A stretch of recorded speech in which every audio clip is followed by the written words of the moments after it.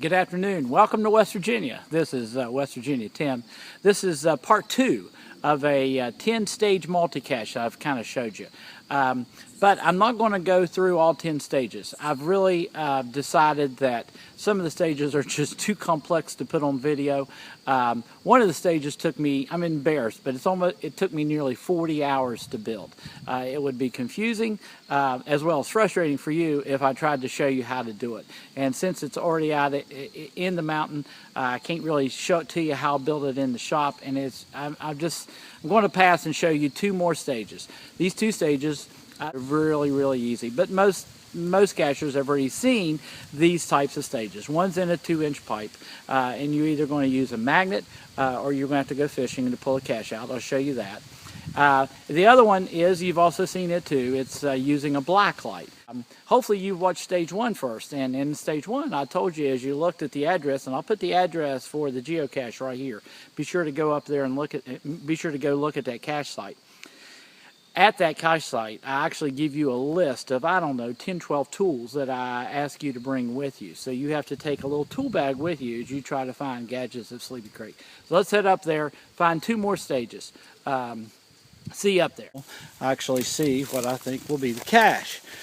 Well, it's confirmed because as I walk up to it, it says stage 6.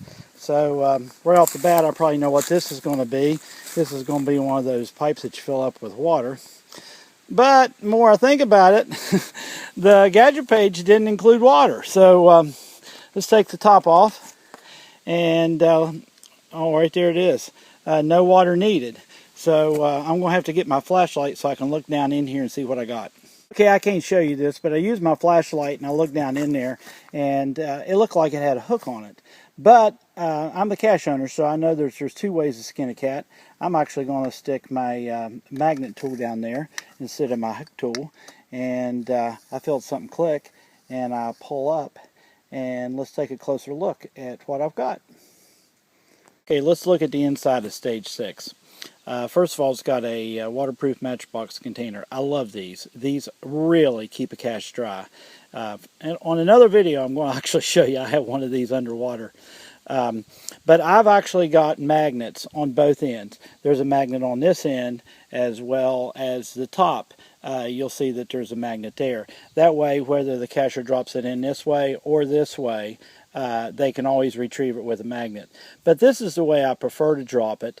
This way, when they reach down, they can either use a magnet, or if they look at their list, there's not only a magnet on the list, but there's also a string and a paper clip.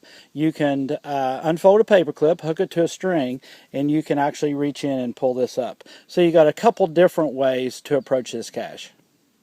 On the inside, all of them usually are labeled Gadgets of Sleepy Creek.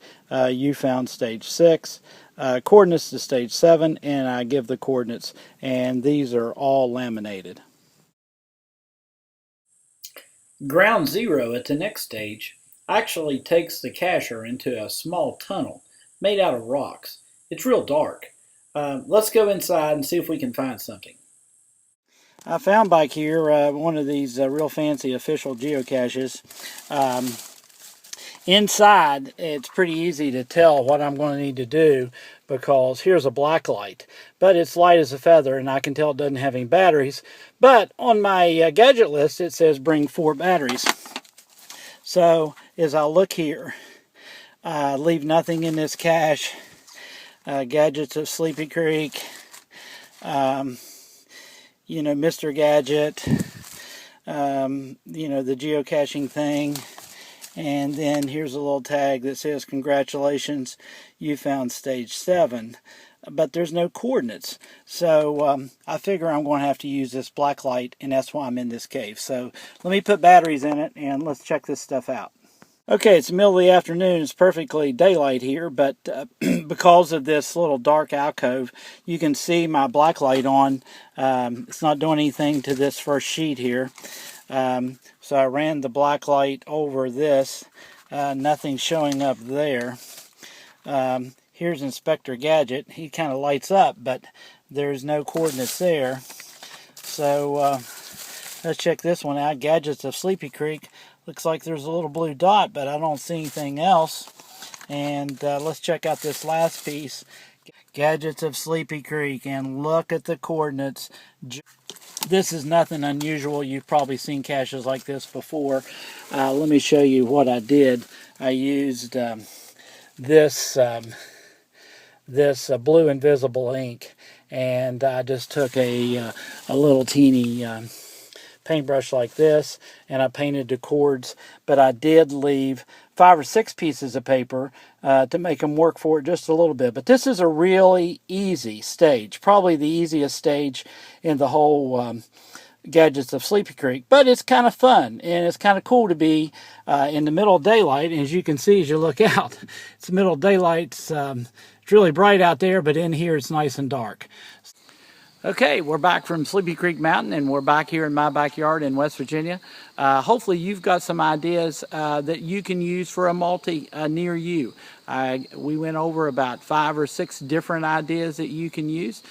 Yours doesn't have to be a 10-stage multi like Gadgets of Sleepy Creek is, but hopefully you've got some ideas that you can use for a multi. My next 2 videos, I've had requests. I worked with Dayspring, and of course Dayspring made the Total Tubular series.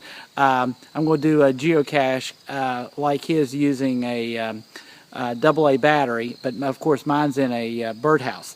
So I'll show you how to build it, where to buy the motor, how to construct it, all that kind of good stuff. And the other video I'm going to do here real soon, somebody has asked me to do how to do a cache in a lake.